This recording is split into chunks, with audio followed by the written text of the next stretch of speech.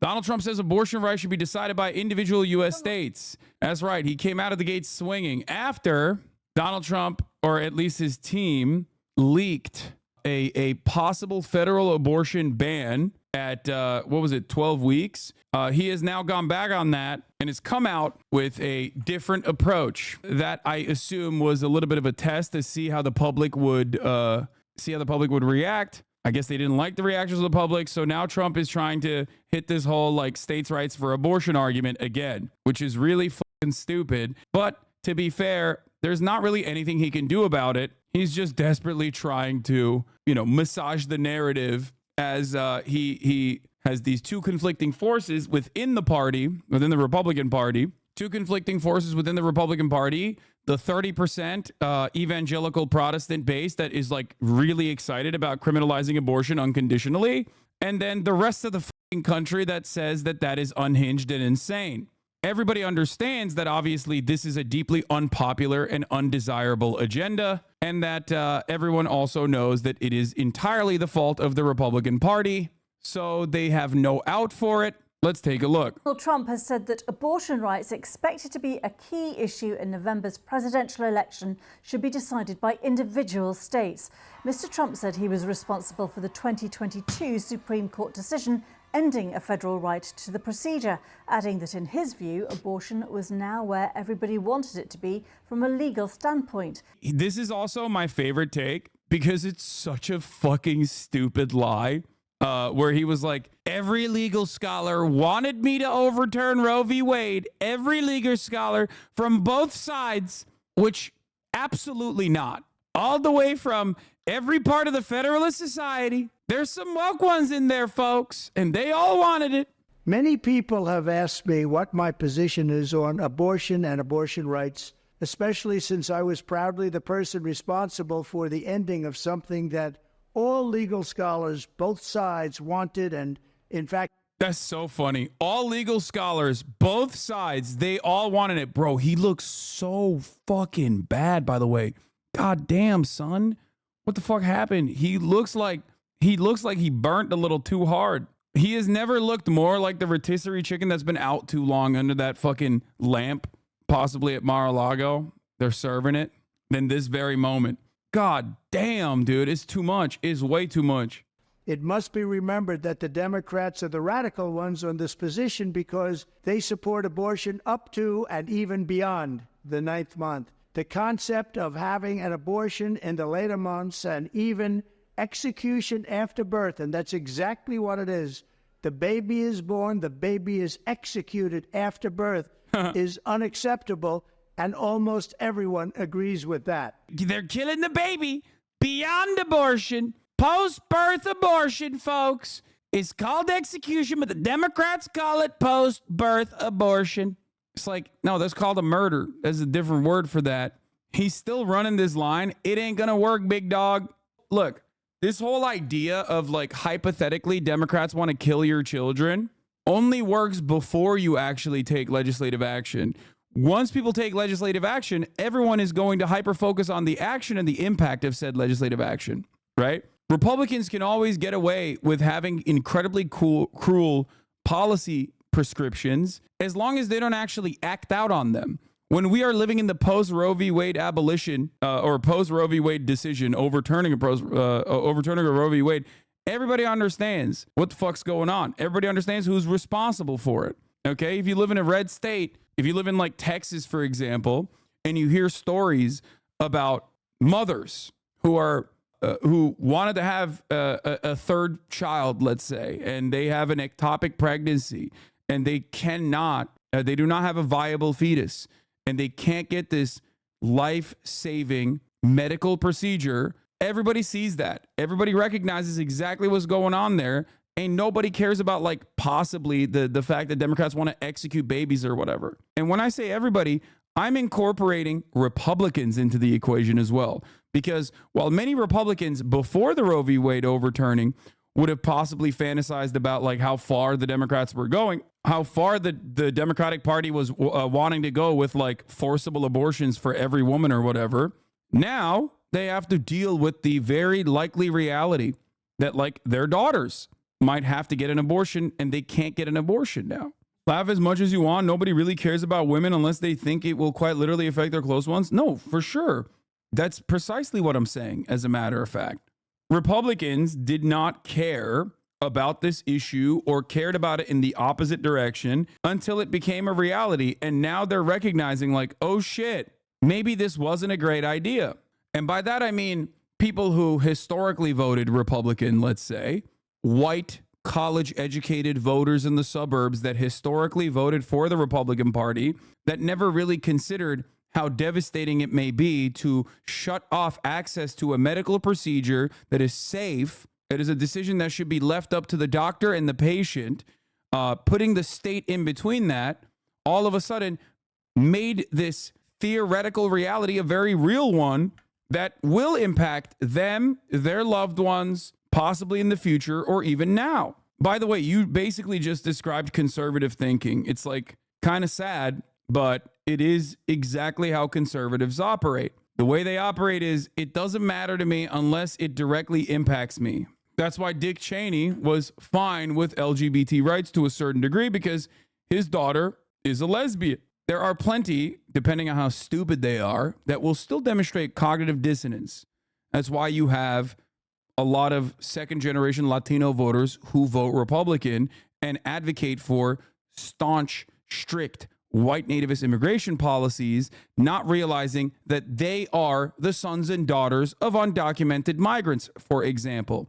As long as you can mystify the impact of specific types of legislation, you will still have a lot of Republicans that vote for policies that hurt them. As long as there's a dream, for example, that you can massage into the minds of many Americans. What do I mean by this?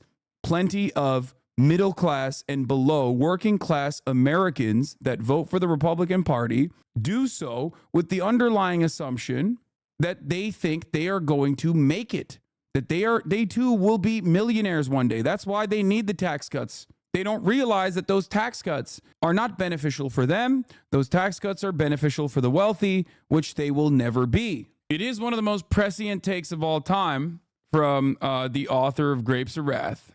The idea that socialism will never work in America. I mean, he wrote about the Great Depression extensively, Joseph Steinbeck. The idea that socialism will never work in America because the working class in the United States of America do not see themselves as an exploited proletariat, but temporarily embarrassed millionaires. At the end of the day, this is all about the will of the people. You must follow your heart or, in many cases, your religion or your faith. Do what's right for your family and do what's right for yourself. Do what's right for your children. Do what's right for our country and vote. So important to vote. At the end of the day, it's all about... This is kind of lame, too, by the way. Just vote. Go out and vote. Folks, please go out and vote. Okay, Democrat. Kind of sounding like Hillary Clinton a little bit, huh? What's happening there? So the reason why he's doing the It's a states' rights issue is because he is trying to at least secure, like, win back some of the voters that he lost to the Democratic Party because of the abortion stuff in purple states. Because, like, red states, they're like they have their own they have their own perspective on the matter. And he's trying to say, like, to the blue states, you can keep your abortion if you want it. He's trying to desperately massage out of this this devastating predicament for the future prospects of the Republican Party.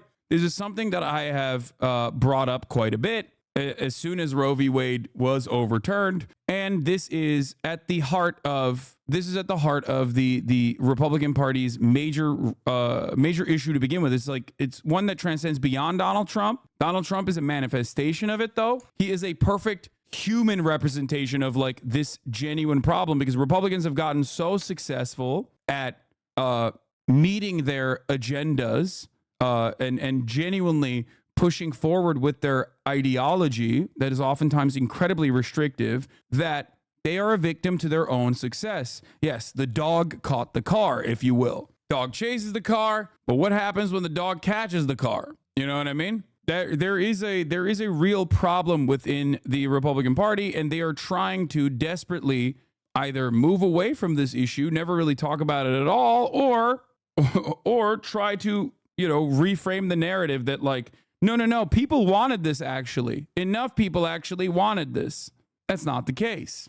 The overwhelming majority of Americans, as a matter of fact, did not want this. So much so that they fucking despise the Supreme Court because they recognize how undemocratic it is. This is not the will of the people at all. There will be political punishments. Those political punishments have come down already in the, ineffective midterm election that happened for the Republican Party. They still obviously took over the House of Representatives, but even then, there's another party within the there's another issue within the House of Representatives, which is another Republican principle, the principle of obstruction, the perma-obstructionist attitude that many factions within the Republican Party are cooking their own agendas in some ways and making them look very stupid and in a state of disarray permanently.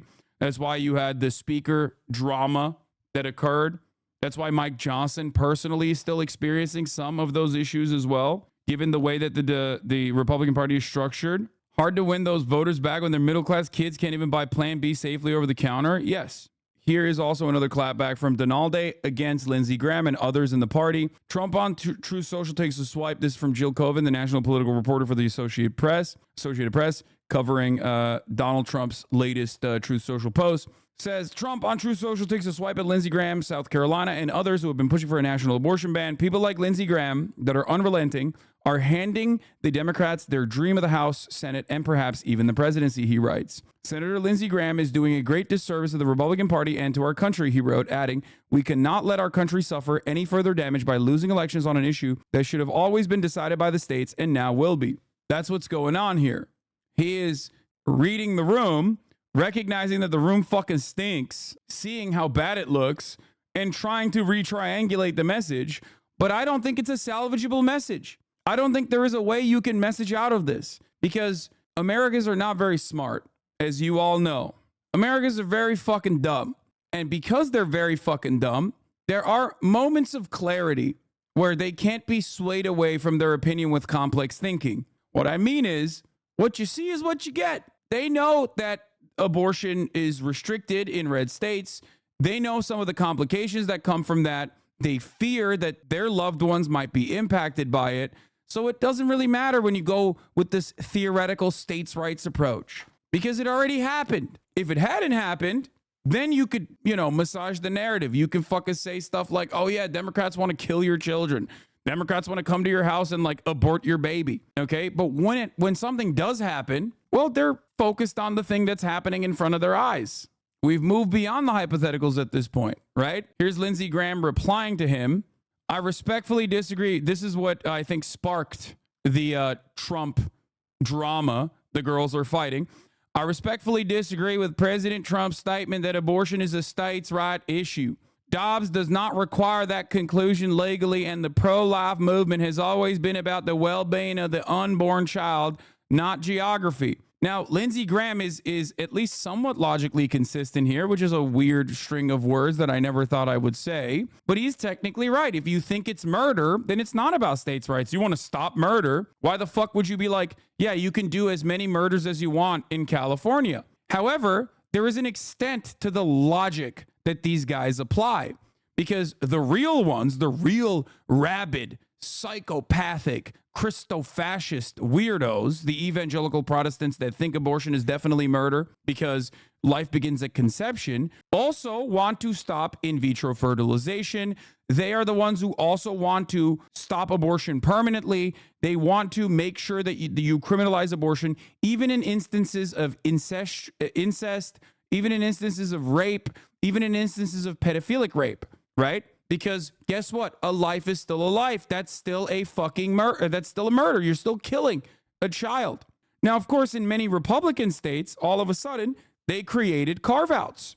So I guess it's not always murder. How did that happen? Why is it not murder if life begins at conception, when the sperm fertilizes the egg? If the sperm fertilizes the egg and that equals life, as is the operational logic for many of these weird Christians, then all of a sudden, why are you building carve-outs for rape and incest? Because if you were logical, if you did truly believe it, you would have no carve-outs because a life is a life, no matter what. But it seems like they're retriangulating their messaging because they recognize how bad it looks. They see how bad it looks. They know how bad it is. Lindsey Graham is trying to defend this position, but Trump is the correct person in this situation. Trump is actually reading the room and recognizing that, like, we need a new way to signal to the crowds that we are not going to be as restrictive. You guys are fucking this up. The states' rights only rationale today runs contrary to the American consensus that would limit late-term abortions and will age about as well as the Dred Scott decision. The science is clear. A child at 15 weeks is well developed and capable of feeling pain. I will continue to advocate that there should be a national minimum standard limiting abortion at 15 weeks because the child is capable of feeling pain, with exceptions of rape, incest, life, or the mother. See, I didn't even fucking read down to this point, but here, there you go. He's still inconsistent. However, until we achieve this goal, the least we can do is provide anesthesia to an unborn child facing abortion at 15 weeks because they can feel pain. Therefore, I will be introducing new legislation requiring abortion providers to administer anesthesia to an unborn child at 15 weeks because they're capable. Bro, he's trying to murder the people that are getting abortions, okay? If a mother wants to get an abortion, we will murder you by pumping you full of anesthesia, even if you don't need it. I care more about the life of the hypothetical child that might be born, it's a 50-50 chance anyway, than the life of the carrier. It is common medical practice to administer anesthesia to operate on an unborn child at 15 weeks to save their life. This is further red tape. This is like a trap law. Trying to pass legislation that will register anesthesia at every fucking abortion is just another way to try and further restrict abortion. That's it. Now you need an anesthesiologist at the abortion clinic. Absolutely ridiculous bill. 47 or 50 European nations have national limits on abortion between 12 and 15 weeks. This is the civilized world's position. That's funny. What else do they got in 47 of the 50 European nations? They got a lot more. I like that he's recognizing that that's the civilized world. The only time he's ever bringing up Europe. In every single one of those European countries, they also have socialized medicine. They are civilized in that front. In every single one of those European countries, if you were to get an abortion beyond those limits, beyond the 12 to 15 weeks limits, you can still get it when it's a medical necessity, which is the only way that you can get an abortion after the first trimester in America anyway. There are no third trimester abortions that are recreational. That's not a real thing. It's just a made-up fantasy by Republicans. And as I repeat, oftentimes, the unfortunate reality is that a big chunk of American political commentary revolves around something that a guy just made up. And now we have to deal with it. Sorry, I made up this thing that is not a real problem. I've decided that it is a real problem, and it's really scary because it scares me, this thing that I made up in my mind. And now you have to act like it's actually happening, and now you have to address the fear that I have.